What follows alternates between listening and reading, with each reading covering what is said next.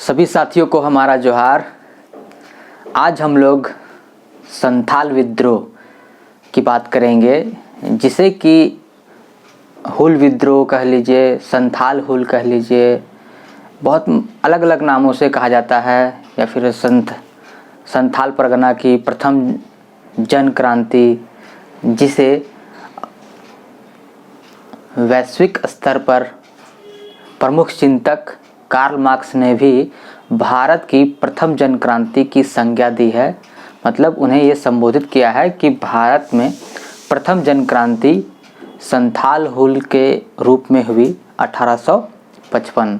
तो आज हम लोग इसी विद्रोह पे विस्तार पूर्वक चर्चा करेंगे। तो चलिए हम लोग स्टार्ट करते हैं। संथाल हुल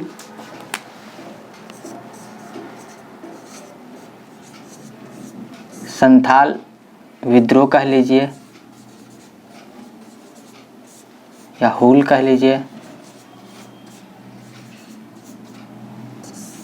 हुल दिवस इसी के अवसर पर मनाते हैं हम लोग 30 जून को हुल दिवस। ये भी पूछ सकता है एग्जाम में, याद रखिएगा हुल दिवस कब मनाया जाता है। तो 30 जून। अब हम लोग देखते हैं ये 30 जून वाला कहानी क्या है। तो वहाँ पहुँचने से पहले हम लोग चलिए थोड़े से बैकग्राउंड पे बात करते हैं। बैकग्राउंड वही था जो कि हम लोग पिछले क्लासों में समझते आ रहे हैं कि कैसे कैसे शोषण का जो जाल बिछा था, जमींदारों का, राजाओं का, पुलिस का, अंग्रेज अधिकारियों का, राजस्व अधिकारियों का। एक नया आया था नमक दरोगा। अब इसके बाद एक और इसमें शामिल हो गया था जिसको कि नीलाहा बोलते थे, या नीलाहे। नीलाहे मतलब वो है ना, नील की खेती करवाने वाले। वैसे अंग्रेज आए थे यहाँ पर, जो कि नील की खेती आप लोग पढ़े भी होंगे कि जिसके कारण कि और भी विद्रोह भारत में देखने को मिला है। तो उसका प्रभाव यहाँ पे भी था। अब यहाँ के इस क्षेत्र में देखिएगा शोषण का एक, बोलते हैं ना उसको, कंप्लीट पैकेज हो गया था। पहले भी था, अब और भी बढ़ गया था कि सब तरफ से लूट खसोट। नमक का दरोगा, कल बात हुआ ही था, किसी को भी फंसा सकता था भाई। बीच बीच में ये सब उटपटांग हरकतें हुआ करती थी अंग्रेज की। आबकारी कर, पतचूई कर, याद होगा आप लोगों को, बात हुआ है 1-2 क्लास पहले ही। तो आप लोग ये सब बीच बीच में इसलिए बोला जाए ताकि आप लोग को रिकॉल होता जाए कि ये सब चीज़ भी पढ़ाई हो चुका है। और क्या है पतचूई कर, दिमाग में आना चाहिए कि पतचूई कर का बात हो रहा है। तो इसको कहाँ पढ़ाया गया था, क्या था ये। तो इस तरह का नया नया कुछ कुछ कि ये लोग करता रहता था। तो इसी क्रम में एक नया आ गए थे नीलाहे।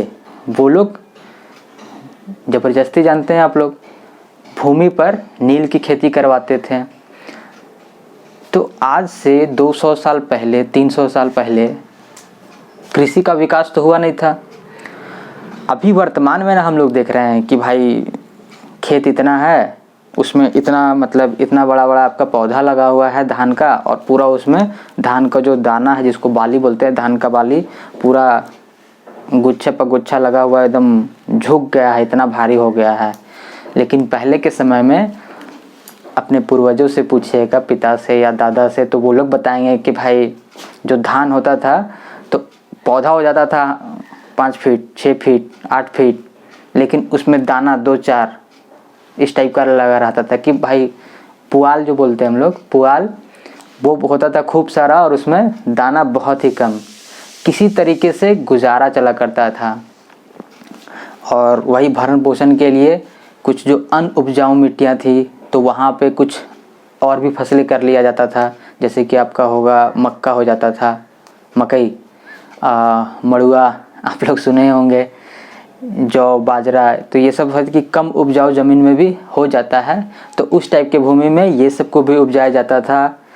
चावल कभी कभार ओकेजनली बना करता था, और उस पे लोग ज़्यादा डिपेंडेंट रहते थे, ये सब जो मोटे अनाज जिसको हम लोग बोल सकते हैं उस पे। तो आज से उस समय का जीवन बहुत ही, बोल सकते हैं, कष्टदायक या विपरीत था, बोल सकते हैं। विपरीत कंडीशन में जिया करते थे लोग। और उसमें भी जब अंग्रेज आए तो ये अपने प्रॉफिट बनाने के लिए क्या करने लगे, नील की खेती ज़बरदस्ती करवाने लगे। तो जब अनाज होगा नहीं तो ये नील क्या करेंगे, वहाँ के किसान नील तो नहीं ना खा सकते हैं। तो वे क्या करते थे, मजबूरीवश ज़बरदस्ती नील का खेती भी करवाया जा रहा है, उससे लेकर के उसको नील क्या करेंगे, यहाँ के आदिवासी जनजाति हम लोग क्या करेंगे, कुछ भी नहीं। तो वो लोग क्या करते थे, मजबूरीवश वही नीलाहों को बेचा करते थे और वो लोग इन लोग से खरीद करके उन लोगों को चावल दिया करते थे। तो एक रेशियो हो तब तो ठीक है, अगर उनका जीवन यापन भर अगर मिल जा रहा है, उसके लिए पर्याप्त अगर मिल जा रहा है तब तो ठीक है। लेकिन आप नील ले रहे हैं इतना, चावल दे रहे हैं इतना, तो बैलेंस कैसे होगा, इनका जीवन यापन कैसे चलेगा। तो ये सब और कष्टदायी। इसी सब चक्कर में क्या होने लगा कि ये लोग का भाई खाने का नहीं होता था तो घट गया, तो सूद लेने चला गया सूदखोर के पास, साहूकार के पास। वो लोग सूद दिया और सूद ऐसा देता था कि जिसपे कि इंटरेस्ट आता था महीना 50% से लेकर के 500%, 50% से लेकर के 500%। अब अगर सोचिए इतना अगर ब्याज का दर रहेगा तो कोई आदमी अगर एक बार कर्ज लिया तो ये तो खैर 120% हो गया कि भैया अब वो तो खैर निकलने से रहा। सोच के देखिएगा कि अगर 500% मतलब कोई अगर 100 रुपया लिया है तो महीना में उसका सूद 500 रुपया हो रहा है। ठीक है, मूलधन जो है वो 500 है लेकिन उसका ब्याज हो जा रहा है, सॉरी मूलधन है 100 रुपया लेकिन उसका ब्याज हो जा रहा है 500। तो जीवन में वो कभी फिर उससे निकल ही नहीं पाएगा। इसके बाद वो लोग ज़मीन हड़प लेता था, वहीं पर वो लोग जो मालिक थे वो अब मजदूर हो गए। और मजदूर हो गए तो इसका मतलब ये हुआ कि अब उनके उन पर डिपेंडेंट हो गए कि जब उनको काम लगेगा तो वो करवाएंगे, तो कुछ पैसा देंगे। और धीरे धीरे जब कोई कमज़ोर होता जाता है तो वो मज़दूर से आगे चल के बंधुआ मज़दूर में ट्रांसफ़र हो गए।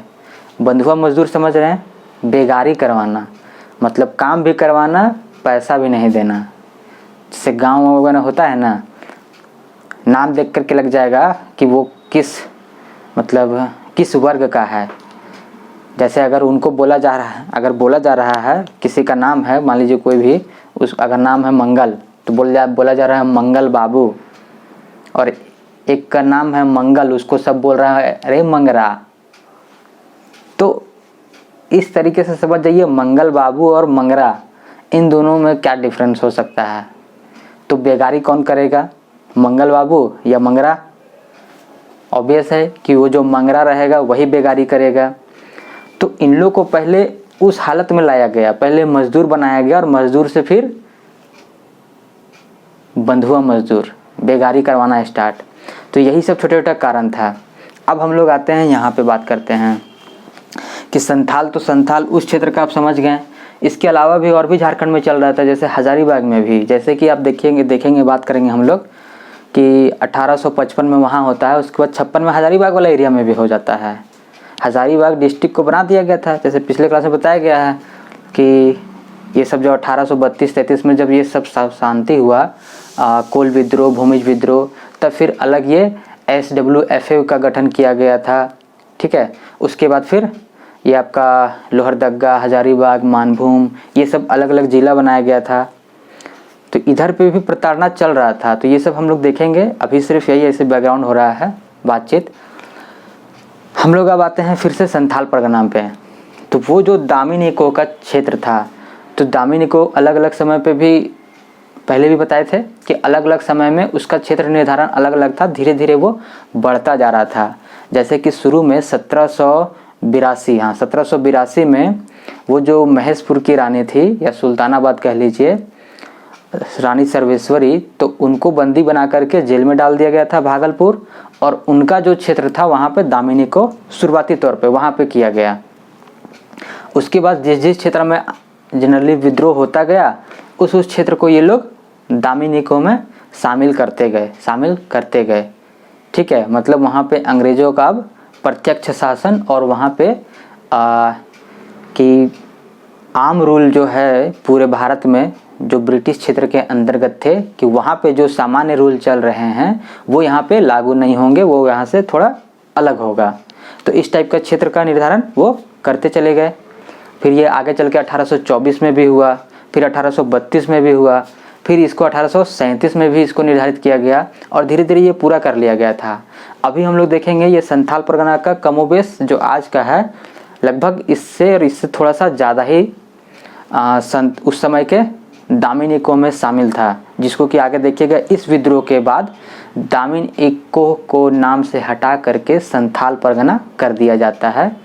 ये हम लोग देखेंगे 1855 में भी और फिर 1857 में। तो आराम से चलिए अब हम लोग वीडियो में अब मतलब आराम से देखिए वीडियो को और अब हम लोग इसके आगे बात करते हैं डायरेक्ट अब कहानी से स्टार्ट। तो बैकग्राउंड आप लोग समझ गए कि सब तरफ से क्या हो रहा था, शासन मतलब क्या बोल सकते हो उसको, शोषण तो चल ही रहा था। जो शासन था इन लोग का वो अत्याचारी हो गया था, इसमें सभी शामिल थे, जमींदार, जागीरदार,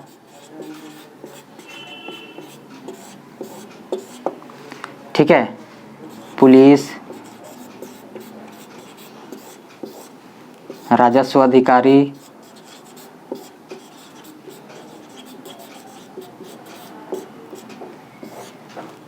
और एक नया आ गया था नीलाहे। तो ये सब सारे लोग क्या कर रहे थे, शोषण के अंग बन गए थे। किनका शोषण कर रहे थे, तो ये संथालों का, सभी का कर रहे थे। मतलब संथालों ने विद्रोह स्टार्ट किया इस चीज़ को समझ करके और धीरे धीरे उसमें अन्य जातियां भी शामिल हो गई थी।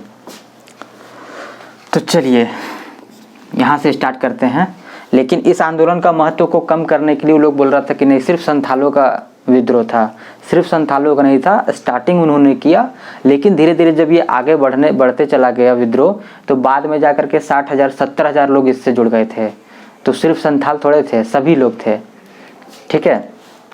जो जो इन लोग से प्रताड़ित था सब शामिल होते चले गए। अब देखिए स्टार्टिंग कैसे हुआ। तो ये सब तो शासन चल ही रहा था कि इन लोग का न्याय नहीं मिल पाना, कि इन लोग का क्या हो रहा था, ज़मीन सब हड़पा जा रहा था, ज़मीन हड़प लिया। इन लोग को समझ में नहीं आ रहा था कि ये हो क्या रहा है। इन लोग आ करके यहाँ पे बस रहा है, जंगल साफ कर रहा है, खेत वेत बना रहा है, खेती कर रहा है। उसके बाद पता चलेगा कि नहीं बाहर से एक आदमी आया, वो बोल रहा है कि नहीं यहाँ का ये ज़मीन तो मेरा है, उसने सरकार ने तो हमें पट्टा दिया है, आप हमें इसका कर देंगे। इन लोग को समझ में आया कि भाई आए हम, जंगल काटे हम, खेत बनाए हम, आज ये आकर के बोल रहा है कि मेरा। और इतना कर लेने लगा कि वो लोग छोड़ के चल जाते, बोल छोटा तू रख ले ज़मीन ये वाला। वो लोग जाकर के दूसरा खेत बना लिया और जंगल काटा, वहाँ खेत बना लिया। पता चल रहा वहाँ पे फिर टपक गया, बोल रहा नहीं ये तो ज़मीन मेरा है, सरकार हमको दिया है, इस पर तुम खेती करेगा तो हमको भाई कर चुकाना होगा। इन लोग परेशान की गजब हालत है यार, वहाँ रहे तो भी आ जा रहा है, यहाँ पे आ गए तो भी आ जा रहा है। तो भाई कहीं तो सांस लेने दो। एक तो ये लोग परेशान, दूसरा ये लोग पुलिस वाला कार्रवाई, उन लोग का घूसखोरी, ठीक है। जो घूसखोरी था, जितने पुलिस बंधु देख रहे होंगे वो थोड़ा दुख ना मानिएगा क्योंकि ये पुलिस घूसखोरी पहले से बहुत ही प्रचलित रहा है, कि ये लंबे समय से चलते आ रहा है।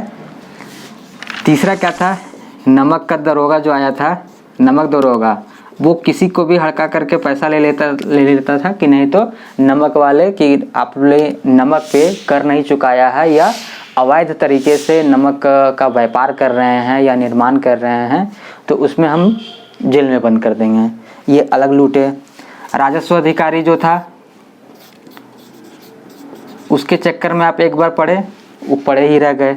वकील वाला जो था, मुंसिफ, ठीक है, कोर्ट कचहरी में उल्टा पुल्टा करके और इन लोग से पैसा खा करके और उन लोग जमींदार लोग के पक्ष ले लेता था, ठीक है। और छोटे छोटे जो कर्मचारी थे वो लोग क्या करे, इन लोग का घर से खस्सी मुर्गा सब उठा के ले जाने लगे।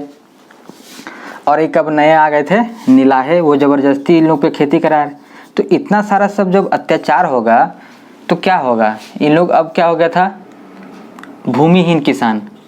भूमिहीन किसान कहिए, किसान तो था लेकिन भूमि नहीं था, सिंपल सा कह लीजिए मजदूर हो गया था। अब मजदूर भी कैसा, अब देखिएगा एक फिर इतना सारा आ रहा था सब में, तो खैर आक्रोश भरता जा रहा था, ठीक है। तो एक तात्कालिक कारण का जरूरत था, वो कब मिल गया कि रेलवे लाइन बिछाया जा रहा था भागलपुर टू वर्धमान। इस रेलवे लाइन पे काम हो रहा था और ये संथाल परगना होकर के पार हो रहा था, मतलब वही दामिन ए कोह का जो क्षेत्र था उस क्षेत्र से होते हुए ये पार हो रहा था। तो भाई वहाँ के जो मजदूर थे, वही याद रखिएगा, मंगल बाबू को तो कुछ कर नहीं सकते थे, तो किसको बुलाएंगे ये लोग, ऑब्वियस है कि मंगरा को।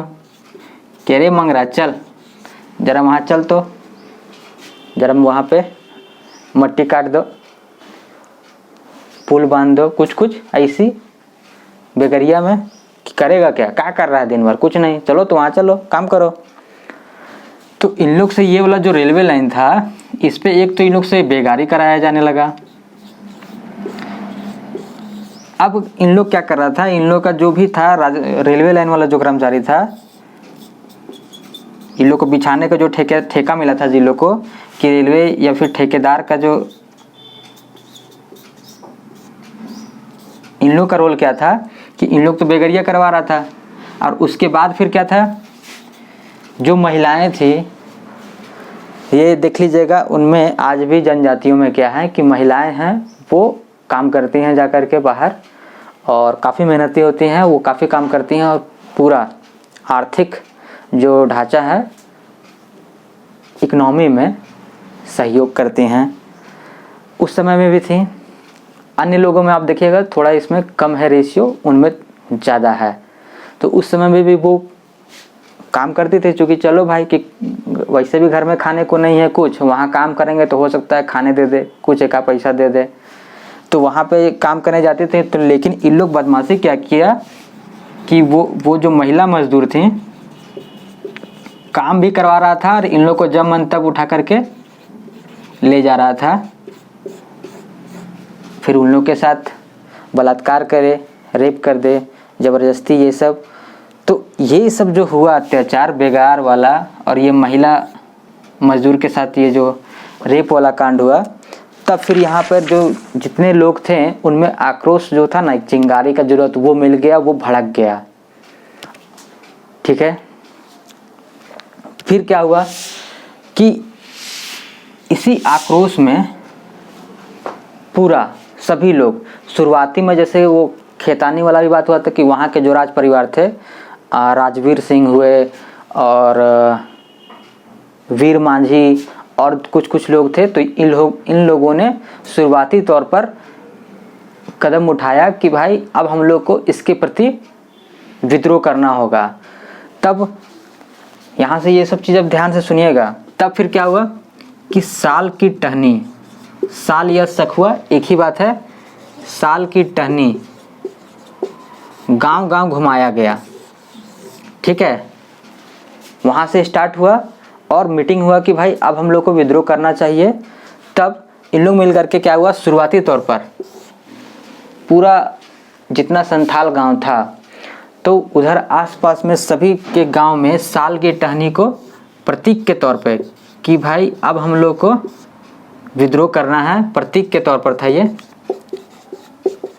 इसका यूज हुआ था साल की टहनी। तो पूरा जितना जनजाति संथालों का गांव था सभी जगह घुमाया गया और सबको 30 जून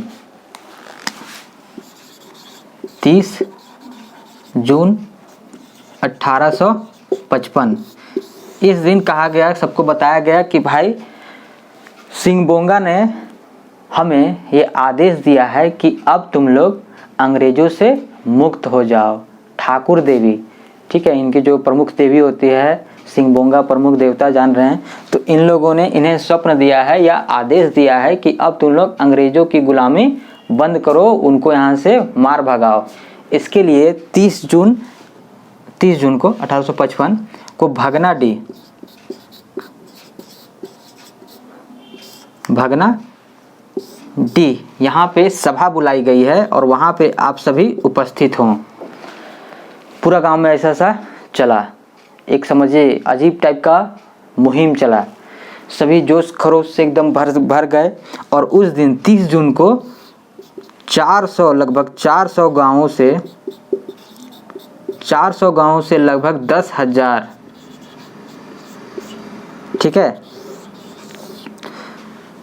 लगभग 10,000, थोड़ा बहुत ऊपर नीचे होगा, ये लगभग में ही लिखा जाता है, कोई तो काउंटिंग करने गया नहीं होगा एक एक आदमी करके, तो लिखा जाता है। तो इसी तरह तो लगभग ये 10,000 जो लोग थे वो उस दिन सभा में बैठक में शामिल हुए, सभी अपने पारंपरिक हथियार लेकर के। और उस दिन निर्णय हुआ कि ठीक है अब विद्रोह स्टार्ट किया जाए। 30 जून को निर्णय हो गया और यहीं पर अब यहाँ पे भूमिका अब बनाता है कि किसका किसका क्या क्या जिम्मेवारी होगा। तो इसी बैठक में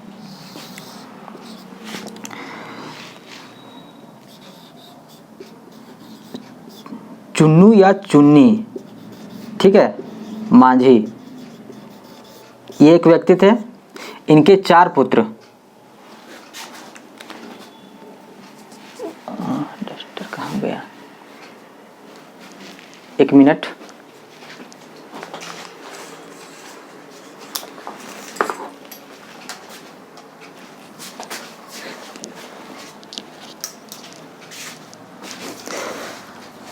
यहाँ देखिएगा इनके 4 पुत्र। अब यहाँ पे देखिएगा कैसे कैसे क्या हुआ।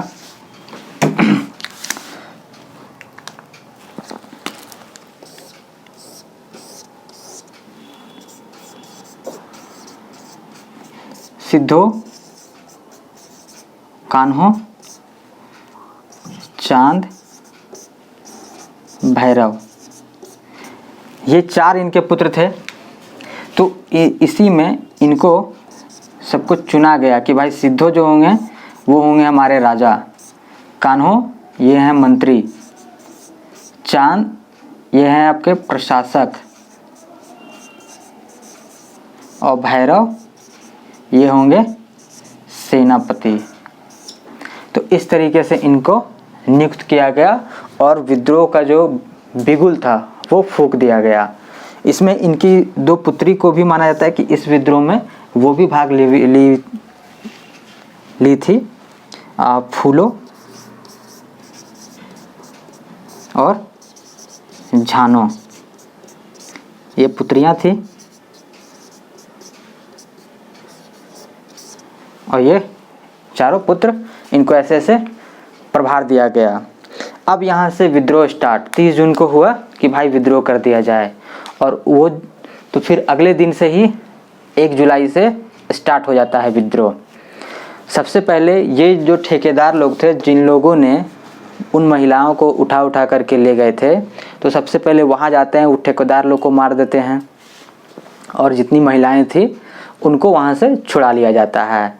उसके बाद फिर ये धीरे धीरे आगे बढ़ते हैं और उसके बाद सबसे पहला शिकार बनता है वहाँ का एक महेश लाल दत्त, 2 दरोगा था, ठीक है, वो बड़ा परेशान करता था। वो पुलिस मिट गया यहाँ से, 2 दरोगा, ये जो पुलिस परेशान कर रहा था ना, तो इस पुलिस में 2 को विशेष रूप से प्रचलित हुए जिनको मारा गया। एक हुए थे क्या नाम, महेश लाल दत्त, और एक थे नारायण सिंह। तो इन दोनों को मार दिया गया और इनके साथ साथ मतलब बड़ा बुरी तरीके से मारा गया था। इनका है कि इनको मार के पूरा काट दिया गया, इनके साथ और जो सिपाही थे उनको भी मारा गया। कुल 19-20 लोगों को मार दिया गया। फिर यहाँ से लोग आगे बढ़ते गए, ठीक है। और एक पाकुड़ में ही, वहीं आज भी पाकुड़ में है, मर्टेल टावर, ये अंग्रेजों ने बनाया था।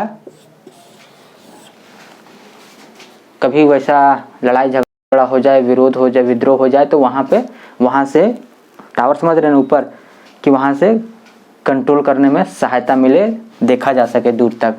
तो वहाँ पे भी लोग कब्जा कर लिया और वहाँ से फिर अंग्रेज़ों का जो बोल सकते पुलिस स्टेशन था वहाँ पे भी हमला किया, पूरा स्टेशन जला दे रहा था। उसके बाद तो विद्रोह चल पड़ा, लोग आगे बढ़ते गए, जहाँ पे कोई गांव मिला गांव के गांव लूटे गए, जला दिए गए। तो गांव में भी सिर्फ याद रखिएगा जितने बाहरी लोग थे, जितने दिक्कू लोग थे, उनको ही सिर्फ मारा जा रहा था, उन्हीं का घर जलाया जा रहा था, सबका नहीं। बाजार थे तो जिसका जिसका बाजार भाई दुकान था, तो जो बाहरी का था, जनरली यहाँ के तो कहाँ थे ये लोग, तो भाई बेकार थे, तो दुकानों को लूट लिया गया, जला दिया गया, थानों को जलाया जाने लगा, राजस्व वाला जो मुख्यालय रहता था उनको जलाया जाने लगा। तो इसी क्रम में फिर अंग्रेज़ों को भाई सूचना मिला कि भाई इनको कंट्रोल किया जाए। तो कंट्रोल करने के लिए सबसे पहले सेना आई, कहाँ लिखा जाए, इधर लिखते हैं, यहाँ देखिएगा, है ना, यहाँ मिटा रहे हैं। तो सबसे पहले इन लोगों को ये कंट्रोल करने के लिए, नियंत्रित करने के लिए सेना आई कैप्टन बरो के नेतृत्व में। तो इनसे इन लोग का जो युद्ध होता है वो 7 जुलाई को होता है। 7 जुलाई को युद्ध हुआ और बड़ा मजेदार हुआ कि इन लोगों को इतना बुरी तरीके से पीटा, पहली बार था, इससे पहले भी एक आध बार हल्का फुल्का हुआ था। इस समय में बड़ा मजेदार हुआ कि इन लोग जान बचा के किसी तरीके से भागे। इन लोग का बंदूक तो कुछ नहीं काम आया, तोप तो उस समय नहीं था, तोप तो खैर मुख्यालय में रहा करता था, तो वो बहुत ज़रूरत पड़ने पे मंगाया जाता था, लेकिन इन लोग के पास जो बंदूक था वो काम नहीं आया। इन लोग का परंपरागत हथियार ही इन लोग को मार के भगाने में कारगर साबित हो गया। इसके बाद फिर इन लोग का लड़ाई हुआ, 7 जुलाई को हुआ, फिर यहाँ पे फिर 12 जुलाई को हुआ। अबर ये जो बरो था फिर आया, ठीक है, और जितना जमींदार था, जागीरदार था, साहूकार था, सबको बोला कि भाई सब अपना अपना सहयोग दीजिए। जमींदार के अंदर जो लठायत वगैरह रहा करते थे, जागीरदार, सबको मिला करके फिर भिड़ंत हुआ, पता चला फिर इन लोगों को मार के हरा दिया। फिर आगे चल करके फिर 21 जुलाई को हुआ, ठीक है, रघुनाथपुर में। फिर अंग्रेज हार गए, इस समय लॉयड आ गए थे, तो फिर वो हार गए। इसके बाद फिर जा कर के भागलपुर से भेजा गया 3 अंग्रेज अधिकारियों को, बड़े बड़े अधिकारियों को, उनका नाम इधर लिख रहे हैं। एक थे आपके कैप्टन अलेक्जेंडर,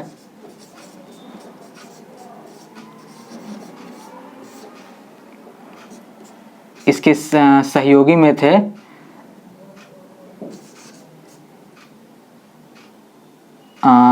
थॉमसन था और एक रीड, ठीक है।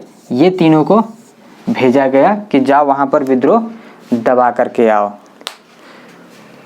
तब तक इधर तो इन लोग पूरा चल रहे थे और काफ़ी लोग मारते पीटते चल रहे थे और पूरा जोश खरोश में। अच्छा सोचिए, जो विद्रोही बंदूक वाला पुलिस को मार के भगा दे, उन लोग डर के भाग जाए, तो उनका भाई हौसला क्या बुलंद होगा, हौसला बुलंद होगा ही।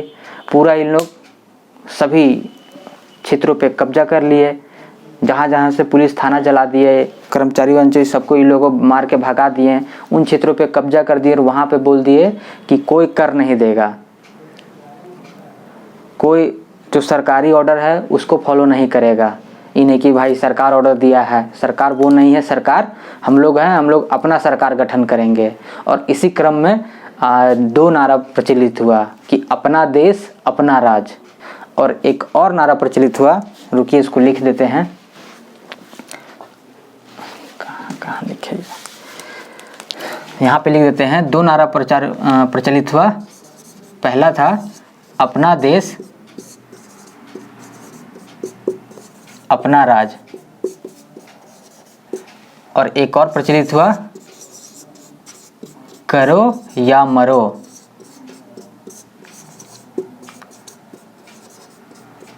अंग्रेजों हमारी माटी छोड़ो, ठीक है। ये दो नारे याद रखिएगा, इस आंदोलन में बहुत ही प्रचलित हुए, अपना देश अपना राज और करो या मरो अंग्रेजों हमारी माटी छोड़ो। तो ये दो आंदोलन ज़बरदस्त तरीके से प्रचलित हुआ। सभी लोगों को कर देने के लिए मना कर दिया गया, कोई सरकारी ऑर्डर फॉलो नहीं करेगा और हम लोग अपने से अपना अबुआ राज स्थापित करेंगे। ये निर्णय लेकर के पूरे क्षेत्रों में कब्जा किया जाने लगा, सबको मार पीट के भगाया जाने लगा। देख रहे हैं हम लोग 7 जुलाई को युद्ध हुआ, जीत गया। 12 को युद्ध हुआ, सब जमींदार उमदार के साथ में, उसमें भी जीत गया। फिर 21 जुलाई को भी फिर आया सेना, फिर उसमें रघुनाथपुर में फिर इन लोग से मार पीट के जीत गया। लास्ट में फिर जा कर के भेजा गया कैप्टन अलेक्जेंडर थॉमसन और एक और रीड को। अब जा कर के ये लोग क्या करेंगे, इसका दमन करने में सफल हो जाते हैं। उसके बाद फिर आगे चल करके वही 24 जुलाई में और फिर एक 30 जुलाई को फिर से युद्ध होता है, जिसमें कि सिद्धू का चांद भैरव ये दोनों युद्ध करते हुए शहीद हो जाते हैं। और उसके बाद अगस्त महीने में लगभग 18 अगस्त है, ठीक है, 1855 में ही सिद्धू और कान्हू को भी पकड़ लिया जाता है। जिसके बाद सिद्धू को,